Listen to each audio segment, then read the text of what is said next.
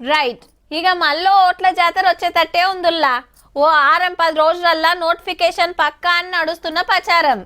Sarpanch municipal ఎలక్షన్లు వచ్చినాయి కదా, ఇక మిగిలింది ఎంపీటీసీ జెడ్పీటీసీలే. అవో 5817, ఇవో 538 పదవులు ఉన్నాయి. ఆల్రెడీ లీడర్ల పైరోవులు నడుస్తూనే ఉన్నాయి, నాకు టికెట్ ఇవ్వాలంటే నాకు టికెట్ ఇవ్వాలని. అయితే పోరల పరీక్షలకు తక్లీఫ్ కాకుండా గీ పదవుల పరీక్షలు ఎట్లా పెట్టాలనే చర్చలు నడుస్తున్నాయి సర్కార్లా. మరి ఏం చేస్తారో గానీ ఇప్పుడైతే గీ వార్త చూడుండ్రి. కొత్త మేయలు కొలువులకు ఎక్కుడు, కొత్త పనులు చేసుడు చాలా ఇందుల్లో. ఇవాళ మంచి రోజాని గీ పనులు పెట్టుకున్నారు. రోడ్లు, డ్రైనేజీలు, మంచినీళ్లు, కరెంటు బుగ్గలు ప్రతి ఒక్కటి జగబెట్టాల్సింది వీళ్ళే. మరి ఇక ఇటు చూడండి, తొర్రూరులో ఎమ్మెల్యే యశస్వినక్క ర్యాలీ ఎట్లున్నదో.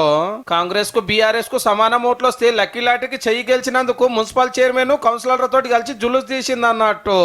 ఎమ్మెల్యే ఎలక్షన్స్ గెలిచిందానికన్నా ఎక్కువ మజా వస్తుంది గెలవడం. ఇప్పటిదాకా పాలకుర్తిలో ఒకలాంటి రాజకీయం చూసిండ్రు, రాబోయే రోజుల్లో మరొక రాజకీయం చూడబోతున్నాను చెప్తున్నా. జనగాంలో టగపర్ నడిచిన ఈడ కూడా లక్కీ లాటరీలో కాంగ్రెస్ గెలిచినందుకు ఇక బీఆర్ఎస్ పని అయిపోయింది అనుకొచ్చిండు భువనగిరి ఎంపీ చామల కిరణ్ కుమార్ రెడ్డి సారు. కార్పొరేషన్లలో మళ్ళా శూన్యం, 0. బీఆర్ఎస్ కి 0 కార్పొరేషన్లలో. బస్తీ మే సవాల్ బ్యాచ్ కేవలం ప్రెస్ మీట్లకు, ట్విట్టర్లకే.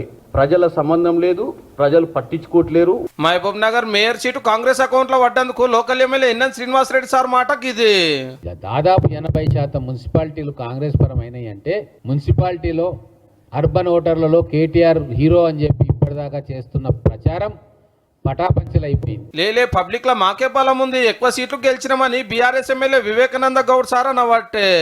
మాకు క్లియర్ గా 30% ఓట్ షేరింగ్ వచ్చింది. మాకు ప్రతిపక్ష పాత్రగా మేము పోషిస్తున్న ప్రజలు మాయముడున్నారు. రేపు జిహెచ్ఎంసీ ఎన్నికలు ఎప్పుడు పెట్టినా తప్పకుండా మీకు గుణపాఠం తప్పదు. 116 మున్సిపాలిటీలుంటే 92 అధికార పార్టీ గెలిచింది. మళ్ళా కారోలు 18, బీజేపీ 1, ఇండిపెండెంట్లు 2 చైర్మన్లు పట్టకపోతే లొల్లులైన కేతనపల్లి, కోరం లేక ఖానాపూర్ లో పెండింగ్ లో పడ్డాయి. ఇక ఇబ్రాహీంపట్నంలో ఏం చేయాలనో ఎలక్షన్ ఆఫీసర్ చేతిలో పెట్టింది హైకోర్టు. చూడాల మరి ఈ 3 మున్సిపాలిటీలలో ఏమైతుందో.